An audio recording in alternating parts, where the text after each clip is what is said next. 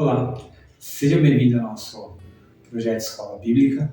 Nós estamos falando um pouco sobre uma introdução à Bíblia e nós falamos sobre o Antigo Testamento, o período interbíblico, ou intertestamentário, que está no meio dos dois testamentos, essa história de 400 anos, que chamamos também de silêncio profético.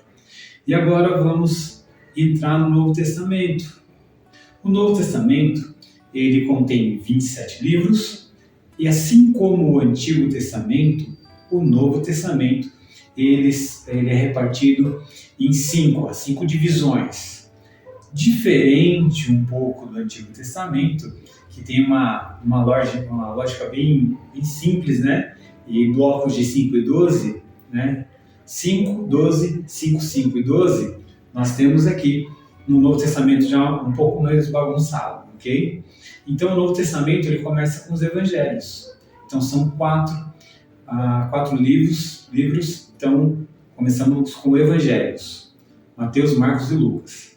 Logo após os Evangelhos tem um livro histórico, que é o livro de Atos. Então ele conta a história a partir da ascensão de Jesus, da subida de Jesus, até as viagens missionárias. Mas ainda assim é um período razoavelmente curto da história. Nós temos também depois as cartas, ok? Diferente do Antigo Testamento, que nós temos livros, por isso nós dizemos assim, primeiro livro dos reis, primeiro Samuel, e não primeiro, porque são livros, então primeiro livro, segundo livro. Aqui nós temos cartas, por isso primeira carta de Paulo aos Coríntios, então primeira aos Coríntios, segunda aos Coríntios, nós dividimos assim. Então vamos lá, primeira divisão, Evangelhos, 4 livros. Segunda divisão, livro histórico, um livro de Atos. Depois nós temos 13 cartas seguidas, que são as cartas de Paulo, as epístolas paulinas, como alguns gostam de colocar. E depois desses 13 livros escritos por Paulo, nós temos 8 que são chamados de cartas gerais ou epístolas gerais. Por quê? Porque é escrito por Tiago, por Pedro, por João e Hebreus, que nós não sabemos quem foi, certo? O autor. E o livro de Judas também, não podemos esquecer, é pequenininho, igual o livro de Filemão, bem pequeno, mas está lá antes do livro de Apocalipse, que é então a nossa quinta divisão, que você pode tanto chamá-lo de profético ou revelação, ou mais comumente de apocalíptico, porque apocalíptico é um tipo de escrita, ok? Por isso chama-se de Apocalipse, um livro da revelação. 4, primeiro Evangelhos, depois 1 histórico, 8 as cartas de Paulo, 13 cartas de Paulo, 8 cartas gerais e o livro de Apocalipse, o livro apocalíptico, que é o Apocalipse. Ok? Então essas são as 5 divisões que há no Antigo Testamento. Como o Antigo Testamento ele não data um período histórico muito grande, então dá para a gente falar nesse vídeo também um pouco da linha mais ou menos cronológica do Novo Testamento, ou os principais pontos do Novo Testamento. Então, obviamente, você vem para o nascimento de Jesus, alguns vão dizer assim, você esqueceu do nascimento de João Batista, que também é tão importante, mas não quanto o de Jesus, é muito importante, mas Jesus é principal. Então, pensando na vida de Jesus, o nascimento de Jesus, o início do seu ministério, morte e ressurreição, é um panorama mesmo, a gente não está dizendo milagres e nada, a gente só está os principais pontos do Novo Testamento. Nós temos, depois a morte e ressurreição de Jesus, a ascensão de Jesus, Jesus subindo aos céus, por isso que Jesus depois da morte, Jesus ressuscitou e não morreu de novo. Ele subiu, e se você quer ler esse relato, por exemplo, Atos capítulo 1, você vai ter esse relato de Jesus subindo. E logo depois que Jesus subiu, no capítulo 2, nós temos a descida do Espírito Santo, a festa de Pentecostes.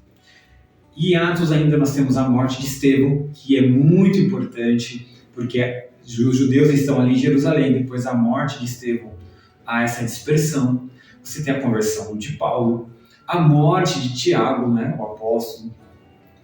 E aí você começa com as viagens missionárias, ok? Obviamente, como eu já disse no começo, estamos pulando muitos detalhes, mas é uma visão bem geral do Novo Testamento. Então você tem a primeira viagem missionária, né, Atos 13 e 14, e aí você tem o concílio, que é Atos 15, o concílio de Jerusalém, é muito importante, porque vai tratar dos gentios. Depois você tem a segunda viagem e a terceira viagem missionária. Temos também o martírio de Tiago, irmão de Jesus, o martírio de Pedro e Paulo sobre o Império Romano ainda, né, com Nero comandando aí. E no ano 70 você tem a destruição de Jerusalém. Certo? Ok, então até os anos 70 a gente foi aqui no livro de Atos, ok? Depois nós temos lá no final o livro de Apocalipse, que alguns vão dizer que é no finalzinho dos anos 90, depois de Cristo. Então, mais ou menos 20 anos, 20 e poucos anos depois da destruição de Jerusalém. E aí você já tem um outro panorama, porque aqui em Atos você tem as viagens missionárias de Paulo, e ele implantando essas igrejas e enviando cartas de apoio para essas igrejas, para que as pessoas fiquem firmes, saibam o que estão crendo e por que estão crendo. Algumas cartas até de puxão de orelha, né, como você lê. E agora, quando chega nos anos 90, no final dos anos 90 ali, você já tem as igrejas da Ásia já um pouco diferente. Você tem uma igreja muito boa, uma igreja muito ruim, e a maioria das igrejas com seus pontos positivos e negativos. É só você ler Apocalipse 2 e 3, você entenderá melhor isso. Um pouco sobre as viagens de Paulo. Então, como eu já disse, a primeira viagem de Paulo está no capítulo 13 e 14, que na verdade é a primeira viagem missionária de Barnabé. Paulo é um coadjuvante até então, né? E na segunda viagem, onde eles se separam, então Barnabé pega João Marcos, seu primo, e Paulo pega Silas e vai fazer a segunda viagem missionária, onde está aí no Atos, no final do capítulo 15 e até o capítulo 18. E é nessa viagem também que ele vai para a Europa. É nessa viagem que ele sonha com o varão macedônio, dizendo: passe a Macedônia e nos ajude. E ali ele entra para a Europa. E a terceira viagem missionária está no final do capítulo 18 até o capítulo 19. Depois você tem Paulo fazendo algumas viagens e, principalmente mais para o final, ele está preso. Então ele está fazendo viagens sobre o Império Romano, que está tentando condená-lo, ok? E termina, então, assim, Atos 28, né?